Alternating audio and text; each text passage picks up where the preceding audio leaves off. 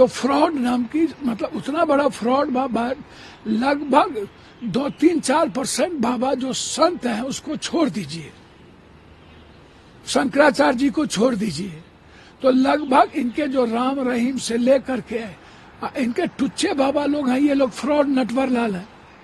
ये जो एक लोग जिसको बंदर की तरह मार्केटिंग करने के लिए नेता जाते हैं, उनको भी बिहार घुमा रहे हैं।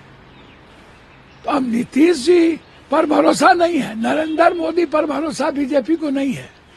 बीजेपी हमेशा बाबाओं पर और गलत चीजों पर भरोसा करके चुनाव जीतती है।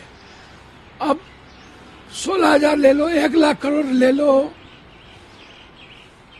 तो एक छोटी सी चीज देने की तो क्षमता रखती नहीं है बीजेपी। और जब चुनाव आता है तो मंदिर मस्जिद गुरुद्वारा शुरू कर देती है। सीता हमारी संस्कृति है, मिथिला मेरी सभ्यता और संस्कृति है, मर के क्या, हर परिस्थिति में हम वाल्मीकि का भी मंदिर चाहते हैं कि जो बेतिया में, बगहा में रामायण को लिखने वाले वाल्मीकि का भव्य मंदिर बने। सीता जो मेरी संस्कृति है, मेरे जीवन की ताकत है, आज से हम लोग लड़ रहे हैं। ये कब, ये चुनाव के बाद कब करेंगे? तो ये लॉलीपॉप है इन लोगों की। राम मंदिर के पहले बना देते ये, या साथ साथ बना देते, वाल्मीकि का भी, सीता का भी, राम का भी, क्यों नहीं बनाते? बुद्ध के बारे में इनका क्या कहना है? तो ये चुनाव आते हैं तो चुनावी राजनीति करते हैं, इसीलिए ऐसे फ्रॉड नटवर लाल बाबाओं पर बैन लगने की जरूरत है। वो चुनौती देता रहता है कि छेड़ोगे तो छोड़ेंगे नहीं, छोड़ोगे तो छेड़ेंगे नहीं।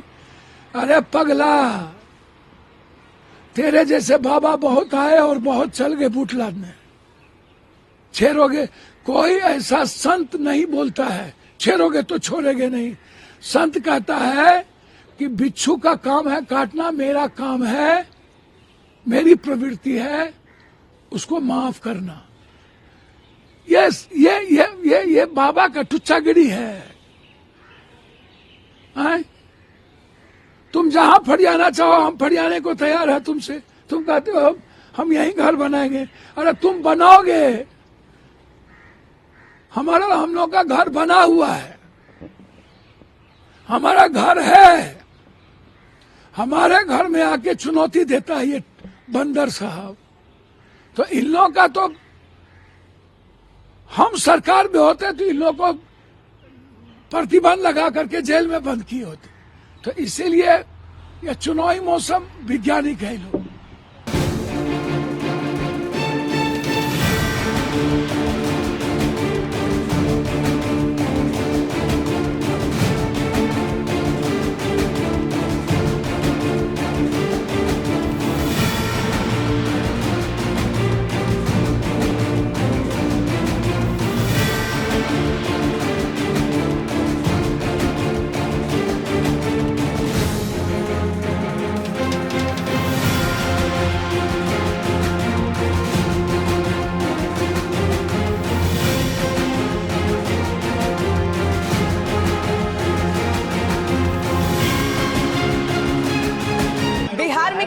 बागेश्वर बाबा, बागेश्वर धाम के पीठाधीश्वर पंडित धीरेन्द्र कृष्ण शास्त्री एक बार फिर से बिहार में हैं और बिहार में बाहर है, बागेश्वर बाबा हैं। एक बार फिर से बिहार में काबा, बिहार में सनातन का प्रचार, हिंदुत्व की एकता, वर्तमान में बिहार में जो आस्था और श्रद्धा का विशाल सैलाब है, उन सब के अंदर, यहाँ के एक एक व्यक्ति के अंदर सनातन के प्रति सजगता है। हमारे ना आने के पहले भी बिहार में सनातनी अपने बल पर, अपनी सामर्थ्यता पर हिंदुत्व के लिए कार्य कर रहे थे। हमारा उद्देश्य यही था कि जो रह गए हैं उन्हें जगाना है। बिहार में हिंदुओं को जगाना है, सनातनियों को जगाना है और भारत को हिंदू राष्ट्र बनाना है। महाराज जी, आप यहाँ आए हैं और पिछली बार भी लोगों का अपार प्यार मिला है और आपका भी जो बिहार के प्रति प्यार है वो दिखता है, लेकिन कई लोग कह रहे हैं कि पार्टी विशेष के प्रचारक के तौर पर आप आए। हम प्रचारक हैं ही नहीं। हमने आज तक मंचों से किसी भी राजनीति का नाम नहीं लिया किसी को भी वोट देने की बात नहीं की, किसी को भी जिताने या हराने की बात नहीं की। हम प्रचारक नहीं है किसी पार्टी के, हम विचारक हैं सनातन धर्म के। लोगों का अपना अपना मंतव्य है, अपना अपना मत है। तो हिंदुओं की बात करने वाले, सनातन की बात करने, अगर हम किसी पार्टी के हो जाएंगे तो फिर सब नहीं हमारे पास आ पाएंगे, फिर पार्टी विशेष के ही लोग आएंगे हमारे पास में। हम सबके हैं, चंद्रमा सबका होता है, सूर्य सबका होता है, गंगा सबकी होती है, वैसे ही साधु भी सबका होता है। हम किसी एक के नहीं हैं, हम सबके हैं और हम किसी पार्टी के लिए नहीं आए हैं। हमारी खुद की एक निजी पार्टी है, उसका नाम बजरंगबली है, उसका जो है निशान मुकद्दर है, उसका नारा है जो राम का नहीं वो किसी काम का नहीं। हमारा उद्देश्य सिर्फ इस हित में है कि हिंदू एक हो।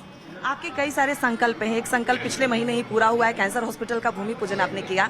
देश के प्रधानमंत्री नरेंद्र मोदी आए, क्या लगता है वो जैसे आपके पास आए, आपकी तारीफ की, आप जिस तरीके से हिंदू राष्ट्र की मांग कर रहे हैं, उनका भी वही नारा है लगभग, इस कारण आप पर विपक्ष। देखिए, इस देश के प्रति प्यार करने वाले, राष्ट्र के प्रति समर्पण रखने वाले, राष्ट्र के उत्थान का ध्येय व संकल्प लेने वाले जितने भी लोग हैं, उन सबका एक ही उद्देश्य है, हर हाल में यहाँ पर भारत के जितने भी हिंदू हैं, हिंदू राष्ट्र हो जाए, एक जगह हिंदुओं के लिए हो जाए।